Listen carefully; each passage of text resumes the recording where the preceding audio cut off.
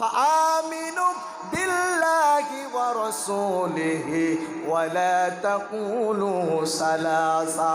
অতএব তোমরা আল্লাহর প্রতি ঈমান আনো। জোরে বলেন তো ঈমান আনবো কার উপরে? একটু আওয়াজ করে বলেন না, ঈমান আনবো কার উপরে? অতএব তোমরা ঈমান আনো আল্লাহর উপরে এবং তার রাসূলের উপরে ঈমান আনো। আর তোমরা একথা বলো না যে আল্লাহ তিনজন। জোরে বলেন তো আল্লাহ কয়জন? খ্রিস্টানরা বলে আল্লাহ তিনজন, খ্রিস্টানরা বলে আল্লাহ কয়জন? এ কথাটা আল্লাহ পাক এভাবে বলেছেন, লাকাদ কাফারাল্লাযীনা ক্বালু ইন্নাল্লাহা সালিসু সালাসা। যারা বলে আল্লাহ তিন, এরা সবাই হচ্ছে কাফের। জোরে বলেন আল্লাহু আকবার। আল্লাহ কয়জন? ছোট্ট একটি সূরার ভিতরে আল্লাহ পাক তার নিজের পরিচয় সুন্দর করে তুলে ধরেছেন। যারা পারেন আমার সঙ্গে পড়েন, কুল হুয়াল্লাহু আহাদ আল্লাহুস সামাদ লাম ইয়ালিদ ওয়া লাম ইউলাদ ওয়া লাম ইয়াকুল লাহু কুফুয়ান আহাদ। নবী আপনি বলুন আল্লাহ এক এবং একক, তিনি কারো মুখাপেক্ষী নয়, তাকে কেউ জন্ম দেন নাই, তিনিও কাউকে জন্ম দেন নাই।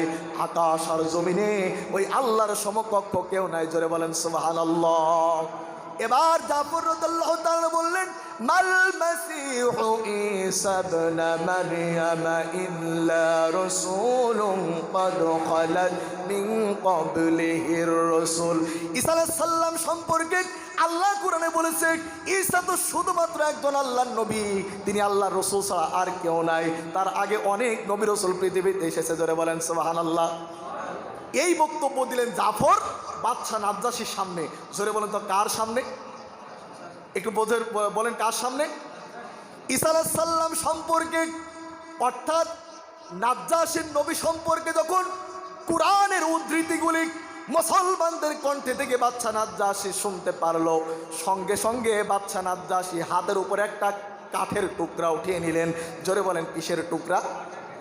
এবার বাদশা নাজ্জাশী তার পার্লামেন্টের সদস্যদের দিকে লক্ষ্য করে বললেন, আমার পার্লামেন্টের সদস্যরা শোনো, আজ থেকে 500 বছর আগে আমাদের নবী ঈসা রুহুল্লাহ মুহাম্মদ রাসূলুল্লাহ সাল্লাল্লাহু আলাইহি সাল্লামের ঘোষণা দিয়ে গেছে। আর এই মুসলমানরা যা বলেছে ইনজিলের ভিতরে ঠিক এই রকম আছে। মুসলমানরা ঈসা আলাইহিস সালাম সম্পর্কে বাড়িয়েও বলেনি, কমিয়েও বলেনি। ও আমার সভাসদগণ, ও আমার পার্লামেন্টের সদস্যগণ, এই যে মক্কার 2 চামচা অনেকগুলি মাল নিয়ে এসেছে মুসলমানদেরকে ফিরিয়ে নেওয়ার জন্য। শুনে নাও, পাহাড় পরিমাণ সম্পদ যদি মক্কার লোকেরা, পাহাড় পরিমাণ সম্পদ যদি মক্কার নেতৃবৃন্দ আমি নাজ্জাশীর হাতে দিয়ে দেয়, এর বিনিময় আমি নাজ্জাশী মক্কাবাসীদের হাতে মুসলমানদেরকে ফিরিয়ে দেব না। জোরে বলেন আল্লাহু আকবার। বাদশা নাজ্জাশী আরো ঘোষণা দিলেন। বাদশা নাজ্জাশী বললেন, শোনো।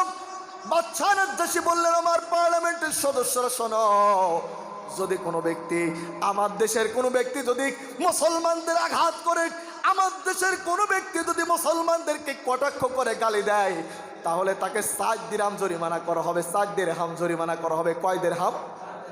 যাই হোক, এটা হচ্ছে নবুয়তের 5ম বৎসরের কাহিনী। বাদশা নাজ্জাশী শুধু এতটুকু বলে ক্ষান্ত হইল না। বাদশা নাজ্জাশী বললেন, আমি ঈমান আনলাম মুহাম্মদ সাল্লাল্লাহু আলাইহি সাল্লামের প্রতি। জোরে বলেন সুবহানাল্লাহ। বাদশা নাজ্জাশী মুসলমান হয়ে গেল। জোরে বলেন না আল্লাহু আকবার। এইভাবে করে আপনার কি বিরক্ত হয়ে যাচ্ছেন? এইভাবে করে আস্তে আস্তে নবুয়তের 10ম বছর চলে এলো। যেখানে মুসলমান সেখানে মার। এই নবুয়তের 10ম বছরে আমার নবী সাল্লাল্লাহু আলাইহি সাল্লামের প্রথম স্ত্রী উম্মুল মুমিনিন খাদিজাতুল কুবরা রাদিয়াল্লাহু তাআলা আনহা ইন্তেকাল করলেন। তার চাচা আবু তালিব ইন্তেকাল করলেন। এই বছরটাই ছিল নবীর জন্য সবচেয়ে একটা দুঃখের বছর। নবুয়তের 13তম বছর। এভাবে করে আরো 3টে বছর নবী মক্কায় থাকলেন। এর ভিতরে তিনি তায়েফ সফর করলেন। জোরে বলেন কোথায় সফর করেছিলেন? তায়েফ সফর করলেন। তায়েফের লোকজন কি প্রচণ্ড মার তাকে দিয়েছিল।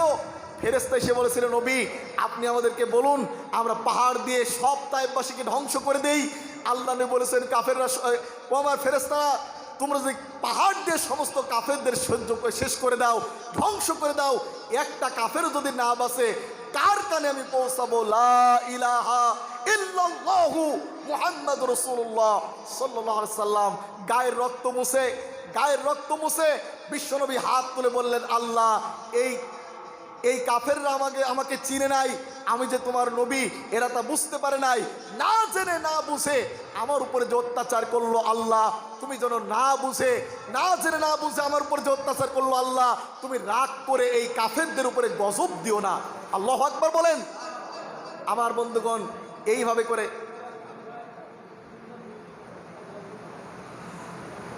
কোনো সমস্যা নাকি ভাইজান? আর এক 10-15 মিনিট, আর এক 20-25 মিনিট চলুক নাকি? একটু জিকির করে লা ইলাহা ইল্লাল্লাহ, জোরে লা ইলাহা ইল্লাল্লাহ, সুবহানাল্লাহ ওয়ালহামদুলিল্লাহ, লা ইলাহা ইল্লাল্লাহ, লা ইলাহা ইল্লাল্লাহু মুহাম্মাদুর রাসূলুল্লাহ সাল্লাল্লাহু। এইভাবে করে 10ম বছর পার হয়ে গেল, 11তম বছর পার হয়ে গেল নবুয়তের, 12তম বছর পার হয়ে গেল নবুয়তের, 13তম বছর চলে এলো। জোরে বলেন কততম বছর চলে এলো? আস্তে আস্তে মুসলমান বাড়তে লাগলো না কমতে লাগলো? মুসলমান বাড়তে লাগলো। আবু জেহেল আবুল আহাব চিন্তা করলো কি করা যায়। এবার আবুল আহাব প্রস্তাব দিল, নেতা খুব জরুরি ভিত্তিতে একটা পার্লামেন্টের মিটিং করেন। এখনো মাঝে মধ্যেই জরুরি ভিত্তিতে পার্লামেন্টের মিটিং পৃথিবীর বিভিন্ন দেশে হয় কি হয় না? জরুরি ভিত্তিতে একটা মিটিং কল করেন। আবার মক্কার নেতৃবৃন্দ জরুরি ভিত্তিতে একটা মিটিংয়ে বসে গেল। মিটিংয়ের সিদ্ধান্ত, মুহাম্মদকে কি করা যায়। সকলে মিলে চিন্তায় পড়ে গেল মুহাম্মদকে কি করা যায়। আমার বন্ধুগণ, দারুন নদওয়ার বৈঠক যখন অনুষ্ঠিত হচ্ছে, আব্দুল্লাহ ইবনে আব্বাস রাদিয়াল্লাহু তাআলা থেকে বর্ণিত, তিনি বলেন রাসূল সাল্লাল্লাহু আলাইহি সাল্লাম বলেছেন, দারুন নদওয়ার বৈঠক যখন উপস্থিত হচ্ছিল, মক্কার প্রায় অনেকগুলি নেতাকর্মী সেই জায়গায় হাজির। একজন বুড়ো মানুষ গেটের সামনে দাঁড়িয়ে রয়েছে। কি মানুষ দাঁড়িয়ে আছে?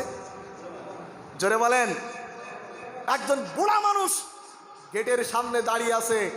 মক্কার লোকজন তাকে কেউ চেনে না। মক্কার নেতৃবৃন্দ বললে, তুমি কে? বুড়োটি বলছে যে আমি হচ্ছি শাইখুন নজদ, আমি নজদের শায়েখ। বলে তুমি কেন এসেছো?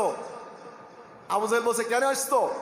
বলছে যে আমি শুনলাম তোমরা আব্দুল্লাহর পুত্র মুহাম্মাদের বিরুদ্ধে একটা রায় দিতে যাচ্ছ, আমি এই রায়ের সুন্দর পরামর্শ দেওয়ার জন্য এখানে হাজির হয়ে গেলাম। জোরে বলেন নাউজুবিল্লাহ।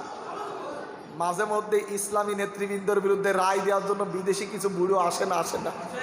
একটু জোরে বলেন আসে না? আমার বন্ধুগণ মনোযোগ দিন, মজা পাবেন। আবু জেহেল খুব যত্ন করে শাইখুন নাজেদের ভিতরে নিয়ে গেল। আসলে ওটা ছিল মানবরূপী শয়তান, ইবলিসই এসেছিল। কে এসেছিল? ইবলিস। কার বিরুদ্ধে রায় দেওয়ার জন্য? মুহাম্মদ সাল্লাল্লাহু আলাইহি ওয়াসাল্লামের বিরুদ্ধে। জোরে বলেন তো কার বিরুদ্ধে? কিন্তু শয়তানের চক্রান্ত দুর্বল না সবল? শয়তানের চক্রান্ত দুর্বল না সবল? ইন্না কাইদাশ শাইতানি কানা দাঈফা। শয়তানের চক্রান্ত আসলেই দেখেন না, মাঝে মধ্যে এমন চক্রান্ত করে আগেই সব বুঝে ফেলে। কথা বলে ঠিক না ঠিক? আমার প্রিয় বন্ধুগণ, মিটিংয়ে এবার একজন বক্তব্য দিচ্ছে। সবাই পার্লামেন্টের ভিতরে উপস্থিত। মানবরূপী শয়তান ইবলিস ওই জায়গায় আছে। আবুল বুখতারি নামক একজন বক্তব্য দিতে লাগলো সংসদে, দারুন নাদওয়ায়।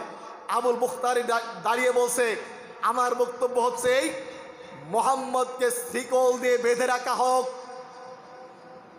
মানবরূপী শয়তান বলছে, না তোমার এই প্রস্তাব গৃহীত হলো না, অন্য কেউ বক্তব্য দাও। আর এক নেতা বক্তব্য দিয়ে বলল, শোনো, আমরা মুহাম্মদকে এই দেশ থেকে তাড়িয়ে দিই, অন্য দেশে পাঠিয়ে দিই। মানবরূপী শয়তান বলছে, তুমি জানো না তার মুখের ভাষা কত সুন্দর, যেই জায়গা যাবে সেই জায়গায় ইসলামের বীজ বপন করবে। সুবহানাল্লাহ বলবেন না? কাজে ওকে পাঠানোর দরকার নেই। এইবার বক্তব্য দিতে দাঁড়ালো মিস্টার আবু জেহেল। সংসদে বক্তব্য দিচ্ছে কে? আরেকটু জোরে বলেন কে? আবু জেহেল। আবু জেহেল বক্তব্য দিতে দাঁড়িয়ে, এদিকে কথা বলছে কারা গো? আবু জেহেল বক্তব্য দিতে দাঁড়িয়ে বলছেন, মাননীয় স্পিকার, আমি আজকে একটা ঘোষণা দিচ্ছি, সেটা হচ্ছে এই মোহাম্মদকে শিকল দিয়ে বাঁধার দরকার নেই, ওর লোকজন আন্দোলন করে খুলবে, মোহাম্মদকে তাড়িয়ে দেওয়ার দরকার নেই, যে দেশে যাবে সেখানে ইসলামের আলো জ্বলবে, মোহাম্মদকে আমরা সর্বদলীয়ভাবে একটা কমিটি গঠন করে মোহাম্মদকে আমরা হত্যা করব। জোরে বলেন নাউজুবিল্লাহ। এইরকম ইসলামের পক্ষের শক্তিদেরকে এখনো কিন্তু সর্বদলীয়ভাবেই হত্যা করা হয়। কথা বলে ঠিক না ঠিক? সব এক সাইডে, সবাই বলে ঠিক আছে ঠিক আছে, কেউ তাদের পক্ষে কথা বলে না। কথা বলেন ঠিক না ঠিক? আমার প্রিয় বন্ধুগণ, মানবরূপী শয়তান স্পিকারের দায়িত্ব পালন করছে ইবলিস। দারুন নাদওয়ায় স্পিকার হয়েছে কে? ইবলিস। জোরে বলেন, কে স্পিকার হয়েছে? ইবলিস বলছে, শোনো, আজকের এই সংসদে যতগুলি প্রস্তাব মুহাম্মদের বিরুদ্ধে এসেছে তার ভিতরে সবচাইতে এটা হচ্ছে কার্যকারী পদক্ষেপ, অর্থাৎ মুহাম্মদকে সর্বদলীয় কমিটির মাধ্যমে মুহাম্মদকে হত্যা করা হোক। জোরে বলেন নাউজুবিল্লাহ। জীবন দেওয়ার মালিককে? জোর হলো না? এই সামনের লোকটা আর কি আমার মতো, আমার মাথার চুল কিন্তু এক সাইডে খালি হয়ে গেছে, তা সামনের লোকগুলি কি কথা মতো সব খালি হয়ে গেল নাকি? জীবন দেওয়ার মালিককে? বাঁচায় দেওয়ার মালিককে? আমার বন্ধুগণ, ওরা মিটিং করছে দারুন নাদওয়ায় বসে, আমার আল্লাহ শোনে না? শোনে না? আলিমুল গায়বি ওয়াশ শাহাদাতি হুয়ার রাহমানুর রাহিম।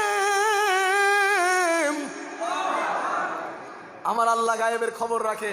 আল্লাহ সঙ্গে সঙ্গে জিবরিল আমিনের মাধ্যমে বলে দিল, জিবরিল আমার নবীর কাছে গিয়ে বলো তার বিরুদ্ধে দারুন নাদওয়ায় মিটিং পাস হয়েছে, সে যেন এই মুহূর্তে মক্কা ছেড়ে কোথায় চলে যায়।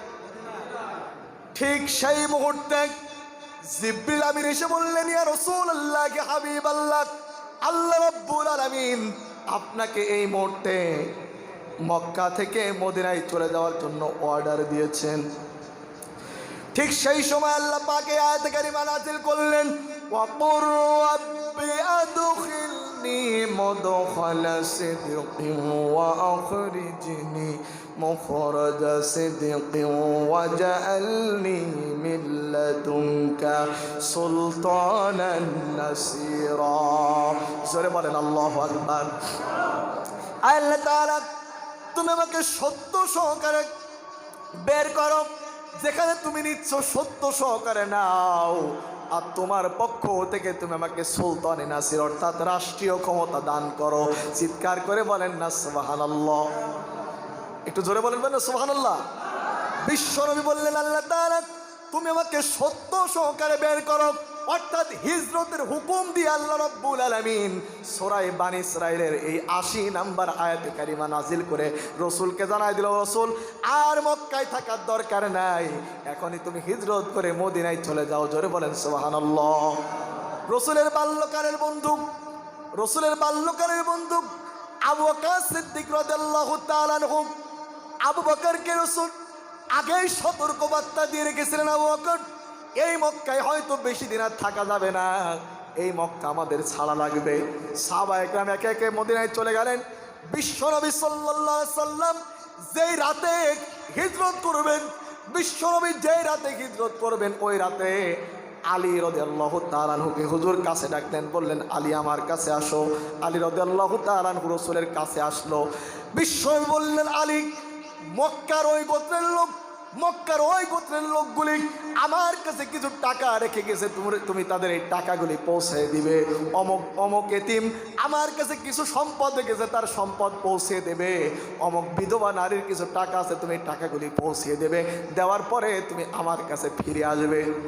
আলী রাদিয়াল্লাহু তাআলা আনহুকে হুজুর বললেন, আলী তুমি আমার চাদরের নিচেই ঘুমিয়ে যাও। সুবহানাল্লাহ বলবেন না? আওয়াজ বোঝা গেল না?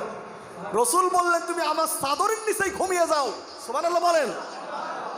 আলী রাদিয়াল্লাহু তাআলা আনহু বলেন, ইয়া রাসূলুল্লাহ, কে হাবিবাল্লাহ, আপনার বিছানায় আপনার চাদর মুড়ি দিয়ে আমি আলী ঘুমিয়ে যাব। সকালবেলায় ওই কাফেররা রুমের ভিতরে ঢুকে আপনার জায়গায় আমি আলীকে দেখবে না, ওরা মুহাম্মদ মনে করে আমাকে হত্যা করবে। আমার দিলের ভিতরে কোনো কষ্ট থাকবে না, দুঃখ থাকবে না। আমার মনের ভিতরে এইটা একটা আশা থাকবে যে আমি আলীর জীবনের বিনিময়ে বিশ্ব নবী দুনিয়ায় বেঁচে আছে। চিৎকার করে বলেন আল্লাহু আকবার। ইয়া নবী সালামু আলাইকা বলা সহজ, রাসূলের জন্য জীবন দেওয়া কঠিন। কথা বলেন ঠিক না ঠিক? বন্ধুগণ, আজ রসুলের ইশক আর মহব্বতের লোকের অভাব নাই, কিন্তু রসুলের যখন গালি দেয়, রসুলের নামে যখন ব্যঙ্গচিত্র আঁকায়, রসুল করিম সাল্লাল্লাহু আলাইহি সাল্লামকে যখন কটাক্ষ করে, তখন এই লোকগুলি, এই উলামাগুলি সব মুখে কুলুপ দিয়ে বসে থাকে। কথা বলেন ঠিক না ঠিক? প্রিয় ভাইরা আমার, আলী বলছেন, ইয়া রাসূলুল্লাহ আইবাল্লাহ, আপনার বিছানায় আমি ঘুমিয়ে থাকবো, সকালবেলা কাফেররা আমাকে মারবে, আমার ভিতরে কোনো দুঃখ থাকবে না। জোরে বলেন না আল্লাহু আকবার।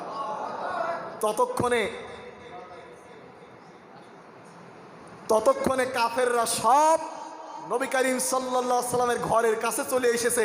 সর্বদলীয় ঐক্য কমিটি সদস্য হচ্ছে 11 জন। জোরে বলেন তো সদস্য কয়জন? আরেকটু জোরে বলেন কয়জন?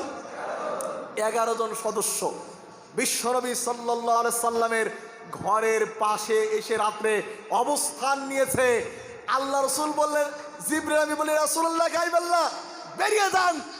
রসুল বেরিয়ে যাচ্ছে, কিন্তু বাইরে কি যাওয়ার উপায় আছে? বাইরে কারা দাঁড়িয়ে? কাফেররা। কারা দাঁড়িয়ে আছে? ওরা কি হাতে কি চকলেট দেওয়ার জন্য নিয়ে আসছে? দাওয়াতের তারিখ দেওয়ার জন্য আসছে? হাতে কি নিয়ে আসছে? তরবারি নিয়ে আসছে, মুহাম্মদকে হত্যা করবে। জোরে বলেন নাউজুবিল্লাহ। বিশ্বনবী সাল্লাল্লাহু আলাইহি সাল্লাম ঘরের থেকে বেরিয়ে দেখেন চতুর্দিকে কাফেররা দাঁড়ানো। বিশ্বনবী হাতে এক মুষ্টি বালি উঠিয়ে নিলেন, সূরাতুল ইয়াসিনের কয়েকটা আয়াত পড়লেন। সূরা ইয়াসিন কি আপনারা জানেন?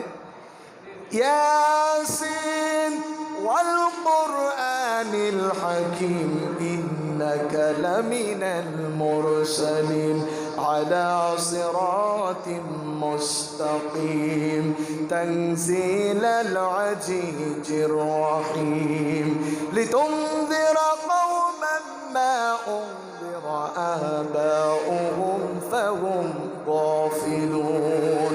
আওয়াজ করে বলেন না আল্লাহু আকবার। সূরাতুল ইয়াসিনের কিছু আয়াত কারিমা পড়ে বিশ্বনবী বালিতে ফু দিয়ে বালিগুলি ছিটিয়ে দিল। বালি ছিটিয়ে দিলে যাবে হয় একদিক, কিন্তু কাফের আসে কয় দিকে? চারিদিক। কাফের আসে কয় দিকে? চারিদিকে। বিশ্বনবী বালি ছিটিয়ে দিল, সমস্ত কাফেরদের চোখে বালি পৌঁছে দিলেন কে? এই কথাটি আল্লাহ পাক সূরা আনফালের ভিতরে এভাবে বলছেন, ওয়া মা রামাইতা ইয রামাইতা ওয়ালাকিন্নাল্লাহা মা'ানা। নবী আপনি বালি নিক্ষেপ করেন নাই, যখন আপনি নিক্ষেপ করেছিলেন আপনার ঘরের পাশে দাঁড়িয়ে থাকা, আপনার ঘরের সাইডে থাকা চতুর্দিকে কাফেরদের চোখে বালি কড়া পৌঁছানোর দায়িত্ব আমার কুদরত গ্রহণ করেছিল। ধরে বলেন সুবহানাল্লাহ। আপনি দেন নাই, বালি পৌঁছিয়েছে আমার কুদরত। ধরে বলেন আল্লাহু আকবার। আপনি মারছিলেন ডান দিকে, কিন্তু বালি ডানে বামে সামনে পিছনে গেল কোন কিভাবে গেল? আমার কুদরত পৌঁছাইছে। প্রিয় ভাইয়েরা আমার, সমস্ত কাফেররা বালি চোখে যাওয়ার কারণে সব চোখ ডলতে লাগলো। বিশ্বনবী কাফেরদের সরিয়ে সরিয়ে আস্তে করে ঘর থেকে চলে গেলেন। জোরে বলেন আল্লাহু আকবার। বাঁচিয়ে দিলেন কে? আরেকটু জোরে বলেন বাঁচিয়ে দিলেন কে? আমার বন্ধুগণ, বিশ্বনবী তার বাল্য বন্ধু আবু বকরের বাড়িতে চলে গেলেন। দরজায় কি আস্তে করে নক করেছেন, ভিতর থেকে আওয়াজ এলো কে? ভিতর থেকে লাব্বাইকা সাদাইকা বলে হযরত আবু বকর বেরিয়ে এলেন। আল্লাহর নবী জিজ্ঞাসা করলেন, ও করেন একটা ডাক দিলাম আর তুমি একটা ডাকে কেন সাড়া দিলে? তুমি কি ঘুমাও নাই? হযরত আবু বকর বলেন, ইয়া রাসূলুল্লাহ হাবিবাল্লাহ, যেই দিন আপনি বলেছেন হিজরত করতে হবে, আপনার সঙ্গে আমাকে যেতে হবে, ওই দিন থেকে আমি আবু বকর কোন দিন জানি আপনি ডাকেন, আপনার ডাকে যদি যথাসময় সময় সাড়া দিতে না পারি, এই চিন্তা করে ওই দিন থেকে আমি আবু বকর বিছানায় না ঘুমায়া আমার দরজার সঙ্গে দাঁড়ায় দাঁড়ায় হেলান দিয়ে ঘুমাই। যারা বলেন আল্লাহু আকবার। এর নাম হচ্ছে নবী প্রেম। এর নাম কি প্রেম বলেন তো? আরেকটু জোরে বলেন কি প্রেম? ভাইজান আপনারা কি বিরক্ত হচ্ছেন? একটু জিকির করুন, লা ইলাহা।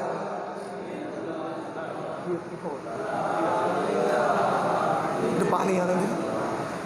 লা ইলাহা ইল্লাল্লাহ, জোরে লা ইলাহা ইল্লাল্লাহ, সুবহানাল্লাহ, আলহামদুলিল্লাহ, লা ইলাহা ইল্লাল্লাহ, জোরে সুবহানাল্লাহ, আলহামদুলিল্লাহ, লা ইলাহা ইল্লাল্লাহ, লা ইলাহা ইল্লাল্লাহ, লা ইলাহা, লা ইলাহা ইল্লাল্লাহ, মুহাম্মাদুর রাসূলুল্লাহ সাল্লাল্লাহু। আবু বকরকে নিয়ে হুজুর বেরোলেন, কাবার দিকে তাকালেন, বাইতুল্লাহ শরীফের দিকে তাকিয়ে বিশ্ব নবী হাত তুলে বলে, কাবা, আমার ইচ্ছা ছিল তোর খেদমত করব প্রাণ ভরে, কিন্তু তোর নিষ্ঠুর সন্তানের তোর কাছে আমাকে থাকতে দিল না। বিশ্ব নবী মদিনার দিকে না গিয়ে উল্টা পথে জিয়াদ মহল্লার ভিতর দিয়ে মেসফারার ভিতর দিয়া জাবালে সরে গিয়ে উঠলেন। ফজরের রক্ত হয়ে গেল। হযরত আবু বকর বলেন, হুজুর আর সামনে যাওয়া যাবে না, এখানে একটা গুহা খুঁজি, পাহাড়িয়া গুহা। এই পাহাড়িয়া গুহার ভিতরে আমরা বসে একটু সময় কাটিয়ে নিই। আবু বকর একটা খুঁজতে খুঁজতে গুহা পেয়ে গেল। আবু বকর বলেন, ইয়া রাসূলুল্লাহ, কে হাবিবাল্লাহ, আপনি একটু দাঁড়ান, গুহার ভিতরে কোনো সাপ বিচ্ছু থাকতে পারে, আপনি একটু দাঁড়ান, আমি আগে গুহাটা পরিষ্কার করে তারপরে আপনার কল করার পরে আপনি যাবেন। আবু বকর গুহার ভিতরে প্রবেশ করলেন, গুহাটা পরিষ্কার করে আবু বকর রাসূলকে আহ্বান করলেন। বিশ্বনবী গুহার ভিতরে প্রবেশ করলো। বিশ্বনবী বলেন, আবু বকর, সারা রাত হাঁটতে হাঁটতে পা ব্যথা হয়ে গেছে, তুমি বসো, তোমার উরুর উপরে একটু আমি ঘুমায় যাই। বিশ্বনবী ঘুমায় গেলেন। আবু বকর জেগে রয়েছেন। দুই একটা গর্ত যাক বন্ধ করা গেল না। আবু বকর পা দিয়ে একটা গর্ত চেপে ধরেছেন। এক পাহাড়িয়া বিষধর সাপ দংশন করেছে হযরত আবু বকরের পায়ের উপরে। হযরত আবু বকর বিষের যন্ত্রণায় চোখ দিয়ে দর করে পানি পড়তেছে। একটু পরে রসুলের ঘুম ভেঙে গেল। রসুল উঠে দেখেন আবু বকর কান্দে। আমার বিশ্বনবী বললেন, আবু বকর কান্দো কেন? বাড়ির কথা মনে পড়ে গেল কিনা? বিবি বাল বাচ্চার কথা মনে পড়ে গেছে কিনা? আবু বকর বলে, ইয়া রাসূলুল্লাহ, কি হাবিবাল্লাহ, আল্লাহর কসম, যেই দিন আপনার প্রতি ঈমান এনেছি, আল্লাহর প্রতি ঈমান এনেছি, ওই দিন বিবি বাল বাচ্চারে চাইতে ওই দিন থেকে আপনি রসুলের মহব্বত বেশি। সুবহানাল্লাহ বলবেন না? আপনি নবীর মহব্বত আবু বকরের কলিজার ভিতরে বেশি। যেই দিন আপনার প্রতি ঈমান এনেছি, আল্লাহর প্রতি ঈমান এনেছি, ওই দিন থেকে বিবি বাল বাচ্চার চাইতে আপনি রসুলের মহব্বত বেশি। জোরে বলেন আল্লাহু আকবার। কি হলো? কেন তুমি কাঁদতেছো? আবু বকর বলেন, রাসূলুল্লাহ, কে হাবিবাল্লাহ, সাপে আমাকে কেটেছে, তাই আমি কাঁদতেছি। বিশ্বনবী সাল্লাল্লাহু আলাইহি সাল্লাম তার মুখের থেকে থুতু মোবারক বার করে সাপে কাটা জায়গায় লাগিয়ে দিলেন। সঙ্গে সঙ্গে সাপে কাটার যন্ত্রণা বন্ধ হয়ে গেল। জোরে বলেন সুবহানাল্লাহ। নবীর মর্যাদা লক্ষ্য করুন। বিশ্বনবী তার মুখের থেকে থুতু দিয়েছে। জোরে বলেন তো কি দিয়েছে? সাপের বিষ নষ্ট হয়ে গেছে। সুবহানাল্লাহ বলবেন না? এমন নবীর উম্মত হতে পেরে আপনারা বেজার না খুশি? একটু জোরে বলেন, বেজার না খুশি? এই জন্য যত আসতে পারেন বলেন আলহামদুলিল্লাহ। আমার নবীর মুআজিজা দিয়েছিল আল্লাহ পাক কয় হাজার, তার ভিতরে থুতু ছিল একটা মুআজিজা। সুবহানাল্লাহ বলবেন না?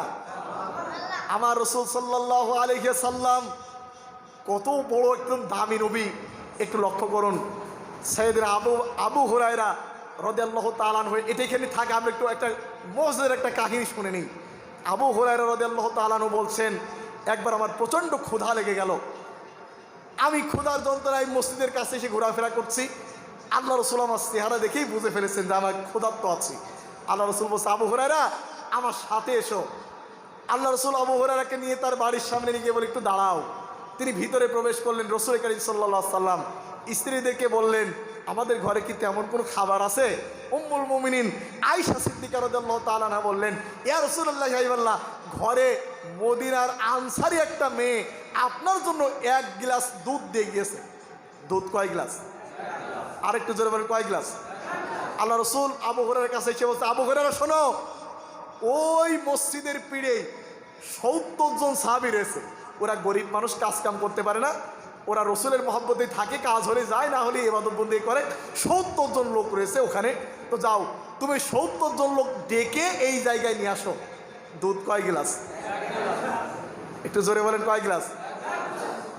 আবু হুরায়রা বলছে যে আমার মন চাচ্ছে না যে আমি যাবো, কিন্তু নির্দেশ দিয়েছেন কে? মুহাম্মদ রাসূলুল্লাহ সাল্লাল্লাহু আলাইহি ওয়াসাল্লাম, যেতেই হবে। আবু হুরায়রা গেল, যে 70 জন সাহাবীকে বললেন যে আল্লাহ রসুল আপনাদেরকে ডেকেছে। সবাই আসলো। আল্লাহ রসুল আবু হুরায়রার হাতে গ্লাসটা উঠিয়ে দিয়ে বললেন, আবু হুরায়রা তুমি এটা পান করাও। আবু হুরায়রা সবাই পান করছে। আবু হুরায়রার চিন্তা যে সব শেষে গ্লাসের ভিতরে আর কিছুই থাকবে না, আমার হয়তো বিশ্বনবী ইন্নাল্লাহা মা'আস সাবিরিন বলবে, একটু ধৈর্য ধারণ করো। যাই হোক, 70 জনের দুধ পান করাইছে। করানোর পরে আবু হুরায়রা তাকিয়ে দেখে গিলাসে ঠিক যতটুকু দুধ ছিল ঠিক ততটুকুনি আছে। আস্তে করে বলেন সুবহানাল্লাহ। এইবার আল্লাহর হাবিব বললেন, আবু হুরায়রা এখন আর কে বাকি আছে? আবু হুরায়রা বললেন, ইয়া রাসূলুল্লাহ, কে হাবিবাল্লাহ, আমি আর আপনি আছি। আল্লাহ রসুল বললেন, আবু হুরায়রা এবার তুমি খাও। আবু হুরায়রা দুধ পান করা শুরু করে দিল। আবু হুরায়রা শেষ করলো। আল্লাহ রসুল বলছেন, আবু হুরায়রা আরো খাও। আবু হুরায়রা আরো খেলো, আবার শেষ করলো। আল্লাহ রসুল বললেন, আবু হুরায়রা আর একবার খাও। আর একবার খাওয়া শেষ হয়ে গেল। আল্লাহ রসুল বললেন, আবু হুরায়রা তুমি আরো খাও। আবু হুরায়রা বললেন, ইয়া রাসূলুল্লাহ, কে হাবিবাল্লাহ, পেটের ভিতরে আর একটা চুল পরিমাণ জায়গা খালি নাই, সব আমি দুধ দিয়ে ভরাট করে ফেলেছি। এবার আল্লাহ রসুল হাতের থেকে গ্লাসটা নিয়ে বিসমিল্লাহ বলে পান করলো। গ্লাসের দুধ শেষ হয়ে গেল। চিৎকার করে বলেন না সুবহানাল্লাহ। রসুলের যে কত মুজিজা! আপনারা তো এর আগেও আমার সাথী ভাই হয়তো আপনাদেরকে শুনিয়েছে। ওই যে একজন সাহাবী ছোট্ট একটা বকরি জবাই করে রসুল করিম সাল্লাল্লাহু আলাইহি ওয়াসাল্লামকে দাওয়াত দিয়েছিলেন। রসুল 3000 লোক খাওয়াইছিল, তারপরও ডেক্সির ভিতরে গোশত যা ছিল ঠিক তেমনই ছিল। সুবহানাল্লাহ বলবেন না? এমন নবীর উম্মত হতে পেরে আমরা বেজার না খুশি? চিৎকার করে বলেন আলহামদুলিল্লাহ। আল্লাহ রসুল মুখের থেকে থুতু মোবারক নিয়ে সাপে কাটা জায়গায় লাগিয়ে দিলেন। সাপে কাটার যন্ত্রণা বন্ধ হয়ে গেল। জোরে বলেন আল্লাহু আকবার। আল্লাহ রসুল যখন গুহার ভিতরে ঢুকেছিলেন, ঠিক সেই সময় গুহার পাশে কোনো গাছ ছিল না। বিশ্বনবী যখন গুহার ভিতরে ঢুকলেন, গুহার দুই পাশে দুটা গাছ জন্ম নিল। জন্মানোর পরে গাছটা বিরাট আকার ধারণ করলো। মাকড়াসায় এসে এই গুহার উপরে বাসা করলো। কবুতর এসে ডিম পেড়ে তাওয়া দিতে শুরু করলো। সুবহানাল্লাহ বলবেন না? কাফের বেঈমানরা খুঁজতে খুঁজতে এই জায়গায় চলে এসেছে। এই জায়গায় সে ওরা পায়ের চিহ্ন শেষ দেখলো। এই জায়গায় সে পায়ের চিহ্ন শেষ দেখলো। একজন বলে ভিতরে আছে, আর একজন বলে নাই। আবু বকর ওদের কণ্ঠ শুনে ফেললো। কাফেরদের কণ্ঠগুলি আবু বকর শুনতেছে। আল্লাহ আবু বকর বলে, রাসূলুল্লাহ, কে হাবিবাল্লাহ, আর আপনাকে বাঁচানো যাবে না। এই যে কাফেররা চলে এসেছে, আর তো বাঁচার কোনো লাইন নাই।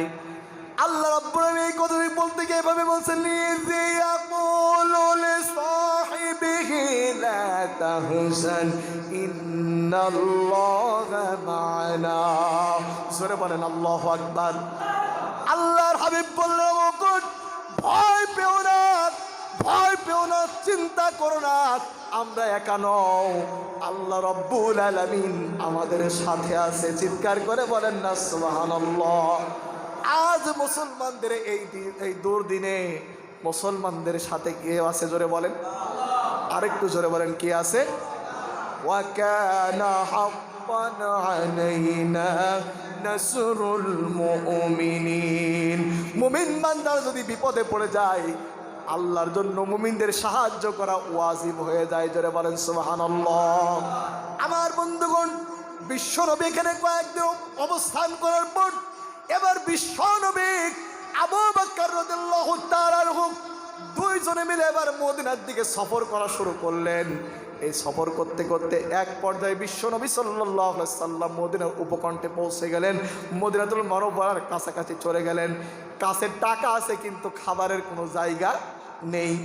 বিশ্বনবী আবু বকরকে বললেন, আবু বকর, প্রচণ্ড ক্ষুধা লেগেছে, প্রচণ্ড ক্ষুধা লেগেছে, একটু খাবারের ব্যবস্থা করো। আবু বকর একটা বাড়ির ভিতরে প্রবেশ করলেন। ওই বাড়ির ভিতরে ঢুকে বলছে, আপনাদের বাড়িতে কি কোনো উট কি বকরি কিংবা কিছু আছে কিনা, আমরা একটু দুধ কিনবো। বাড়ির মালিক একজন মহিলা, ওই মহিলা বলছে আমাদের বাড়িতে উট আছে, বকরি আছে, কিন্তু আমার স্বামী তা রাখতে নিয়ে চলে গেছে, এখন বাড়িতে দুধ বিক্রি করার মতো কিচ্ছু নাই। আবু বকর বলছেন ওই যে একটা ছাগল দেখা যায়। উম্মে বাবা ওই মহিলাটি বলছে এই ছাগলটা এত দুর্বল, এই ছাগলটা এত দুর্বল, এই ছাগলটা অন্য অন্য বকরির সঙ্গে যেতে পারেনি, এই ছাগলটা শরীর অসুস্থতার কারণে যেতে পারেনি, যার কারণে বাড়ি রাখা হয়েছে। বিশ্বনবী বলেন আবু বকর ওই ছাগলটা আমাদের কাছে নিয়ে আসো। আবু বকর ওই জীর্ণ শীর্ণ দুর্বল ছাগলটা বিশ্বনবীর হাতের কাছে নিয়ে আসলেন। বিশ্বনবী ছাগলের গায়ে হাত দেওয়ার সঙ্গে সঙ্গে ছাগলটা তরতাজায় পরিণত হয়ে গেল। জোরে বলেন সুবহানাল্লাহ। বিশ্বনবী ছাগলের গায়ে টাচ করেছে, ছাগলটা তরতাজায় পরিণত হয়ে গেল। এবার মহিলাকে বলছে মহিলা একটা পাত্র দাও, আমরা এর থেকে দুধ দহন করব। মহিলাটি বলছে তো বাচ্চাই হয়নি, দুধ আসার তো প্রশ্নই আসে না। এবার মহিলাটি পাত্র দিল, আবু বকর রাদিয়াল্লাহু তাআলা বিশ্বনবীর হাতে দিলেন। বিশ্বনবী সেই বকরি থেকে বিশ্বনবী দুধ দহন করে নিজেরা খেলেন, ওই মহিলাকে খাইয়ে দিলেন। এরপরে কিছু টাকা দিয়ে চলে গেলেন মদিনার দিকে। মহিলার স্বামীটি আসলে মহিলাটি বলছে ওগো আমার স্বামী, আজকে আমাদের বাড়িতে একটা বরকতপূর্ণ লোক এসেছিল, আমাদের দুর্বল ছাগলটার গায়ে টাচ করার সঙ্গে সঙ্গে দুর্বল ছাগলটা ভালো হয়ে গেছে। জোরে বলেন সুবহানাল্লাহ। আরো আশ্চর্যের কথা, সে এই দুর্বল ছাগল থেকে দুধ দহন করে নিয়েছে, দেখো এখন ছাগলের কি অবস্থা। উম্মে মাবাদের স্বামী বলছিলেন এই হচ্ছেন সেই বরকতপূর্ণ মানুষ, ইনি হচ্ছেন বিশ্বনবী জনাবে মুহাম্মদ রাসূলুল্লাহ, জোরে সরে বলেন সাল্লাল্লাহু আলাইহি ওয়াসাল্লাম। তিনি দীর্ঘ পথ অতিক্রম করে হিজরত করে মক্কা থেকে মদিনায় গেছিলেন। ওই দিন ছিল রবিউল আওয়াল মাসের 12 তারিখ। নবী করিম সাল্লাল্লাহু আলাইহি ওয়াসাল্লাম যেদিন হিজরত করে মদিনায় যায়, ওই দিনকে রবিউল আওয়াল মাসের কত তারিখ ছিল ভাইজান? আর কি 5 মিনিট চলবে আলোচনা? আসলে মসজিদ তো আপনাদের কথাই ভালো বুঝতে পারছি না, আমার কথা হয়তো আপনাদের একটু বুঝতে কষ্ট হয়ে যাচ্ছে। একটু জিকির করুন লা ইলাহা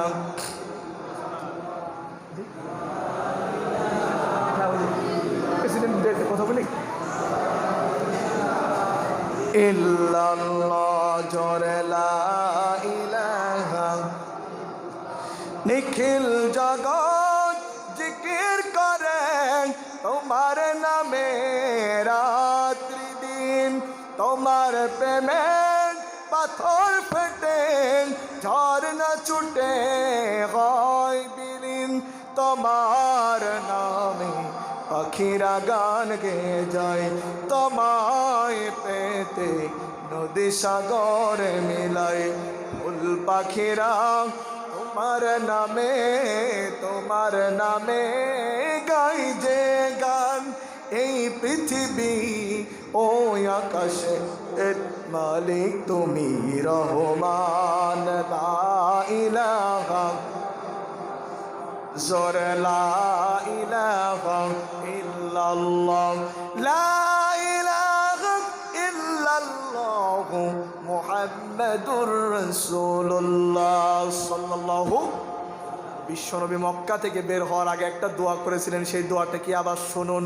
ওয়াকুর রাব্বি আদখিলনি মুদখালা সিদকিন ওয়া আখরিজনি মুখরাজা সিদকিন ওয়াজআলনি মিন লাদুনকা সুলতানান নাসীরা। আল্লাহ তুমি আমাকে সত্য সহকারে বের করো, সত্য সহকারে প্রবেশ করাও, আর তোমার পক্ষ থেকে তুমি আমাকে রাষ্ট্রীয় ক্ষমতা দান করো। জোরে বলেন আল্লাহু আকবার।